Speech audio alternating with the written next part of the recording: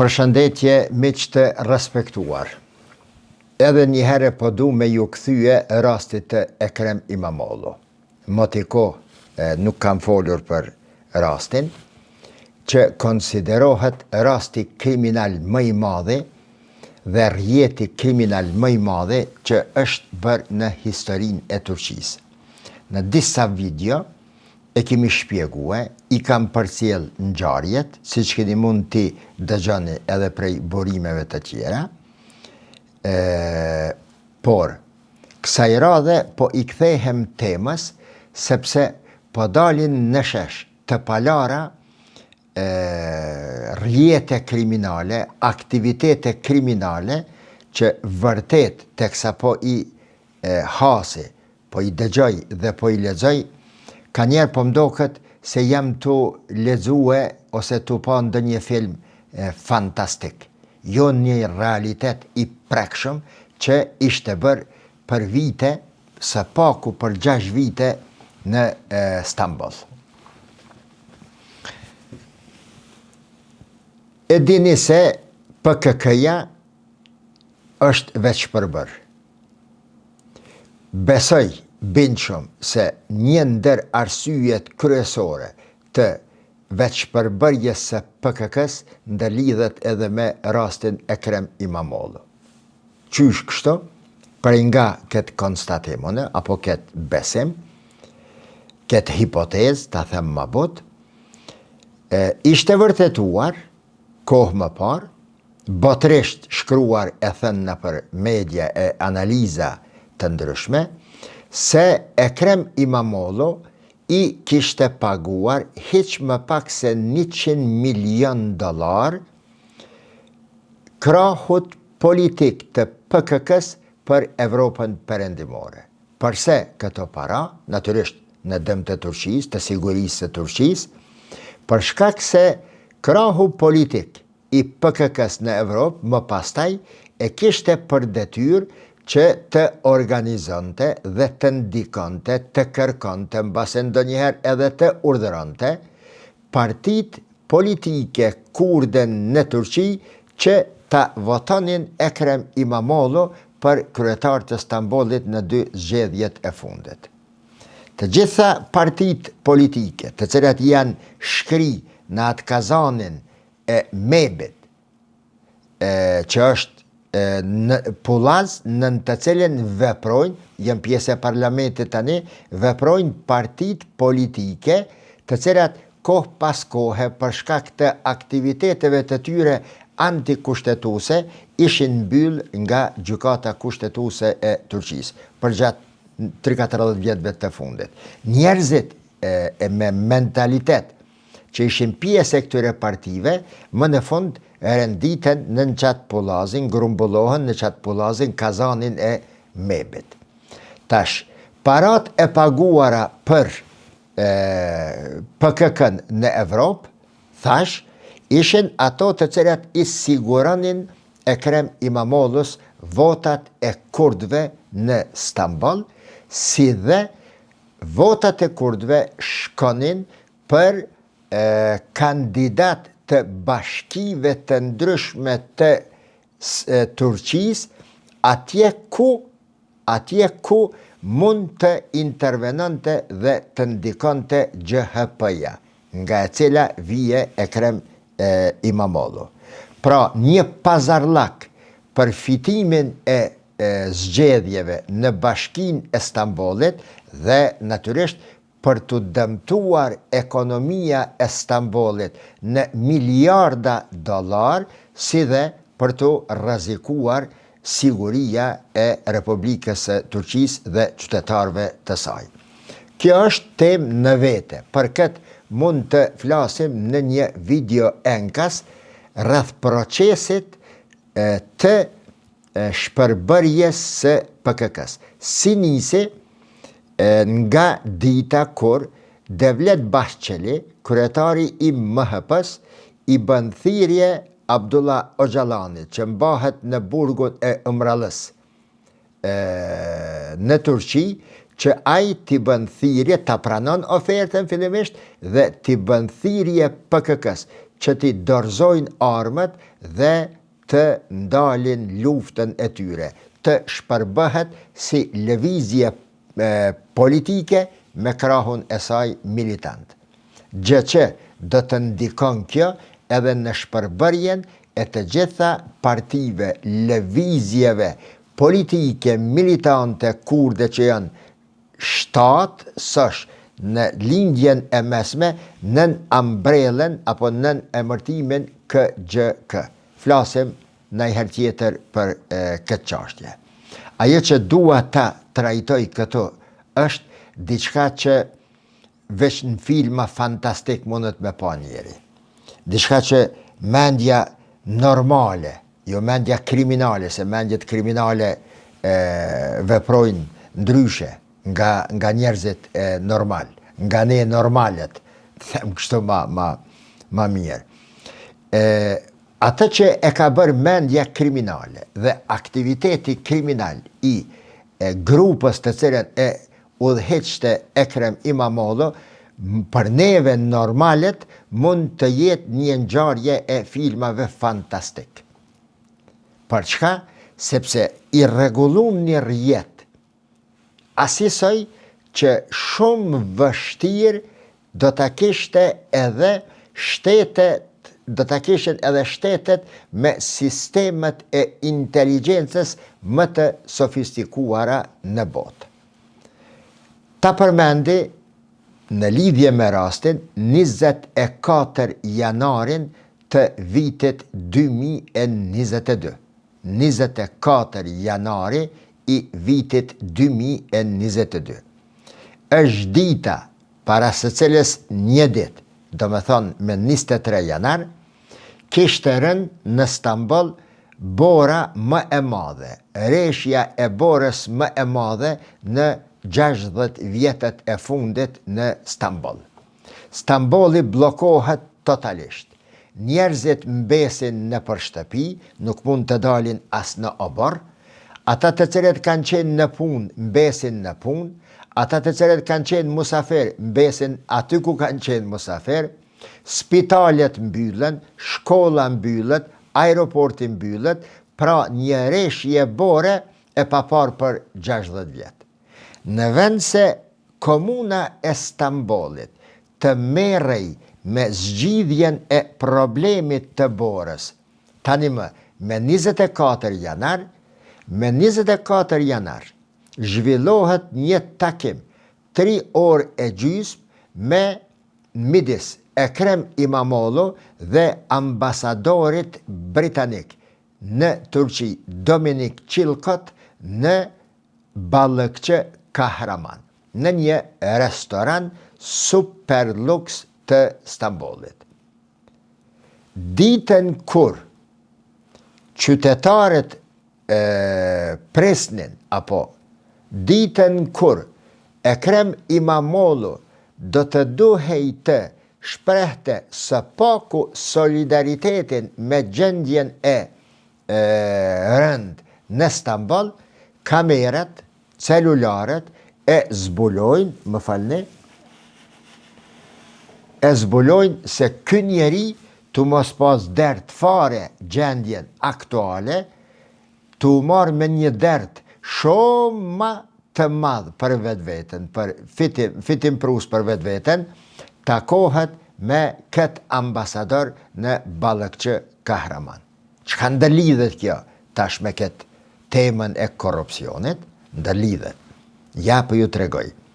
Sa më shumë që Ekrem İmamoğlu po qëndron prapa grillave, dhe sa më shumë e sa më gjatë e sa më thellë, prokuroria, gjyqësia, organet kompetente, hetuesia po merret me këtë njeri dhe me rastin, aq më shumë po dalin të palara dhe gjëra të pabesueshme se do të mund të kishin ndodhur në Stamboll.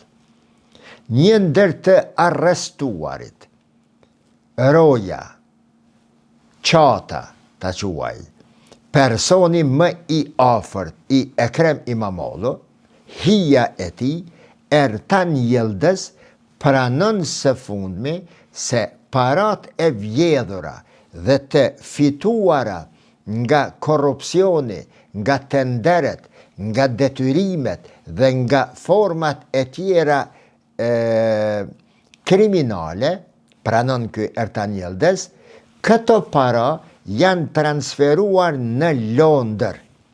Sipas asaj që shkruan gazeta Sabah dhe e shpjegon në detaje e rastin. Dhe më pastaj, sipas asaj që gjej materiale tjera, sepse nuk ju besojsha syve asaj që e lexova e pash në gazetën Sabah, Sabah gazetesi, zbulohet se Murat Gül İbrahim oğlu ishte personi të cilën e lajmëron, e qet në shesh, ky Ertan Yildiz, hija e Imamoğlu, Murat Gül İbrahim oğlu ishte personi që autorizohet për bartjen e valigjeve të parave të Ekrem Imamoğlu jashtë Stambolli drejt Londrës.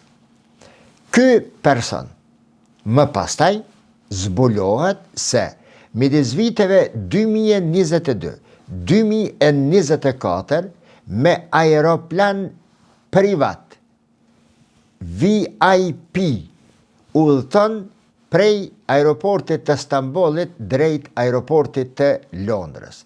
Përse me aeroplan VIP privat, për shkak se për t'i ikur kontroleve rutinore të ligjshme në aeroportin e Stambollit. Thjesht për të mos u zbuluar valigjet e parave. Të gjitha këto para shkojnë drejt Londrës. Në Turqi, njerëzit e Ekrem Imamoğlu, duke u kujdesur për tubimin e këtyre parave, marrjen e këtyre parave, në atë bankën, pronarët e të cilës bank, e kam shpjeguar më parë, dëgjoni ato video janë mos them historike, janë me informacione që duhet të mbesin histori për të kujtuar organizata kriminale më e madhe e organizuar ndonjëherë, e krijuar ndonjëherë në Republikën e Turqisë. Njerëzit e Ekrem Imamoğlu, duke e organizuar kriminalitetin, tubimin e parave dhe transportimin e parave deri në aeroport me valigje, ndërsa ambasadori, ta quaj kushtimisht, i Ekrem Imamoğlu, Dominik Çilkot, siguron transportimin e tyre nga momenti kur hipin në avion parat, valigjet dhe zbresin të paprekura në aeroportin e Londrës. Se nga këto shuma parave, që do t'i tregoj pak më vonë, a i kanë shkuar PKK-s dhe organizatave tjera kriminale, nuk dihet ende, dhe edhe kjo është temë tjetër për cilën mund të flas më pastaj.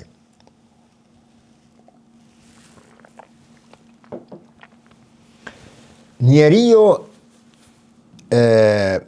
ose dita vendimtare më e rëndësishmja e këtij transferi të parave të shumave është 28 nëntori i vitit 2022, ku mendohet se gjysma e shumës së parave shkojnë drejt Londrës. Afër ose pranë ose në bashkëpunim me Gül İbrahim oğlu, vazhdimisht kanë ndërvepruar dhe ka ndërvepruar dhe një njeri tjetër, të cilin prokuroria, gjyqësia ende nuk e zbulon rastin.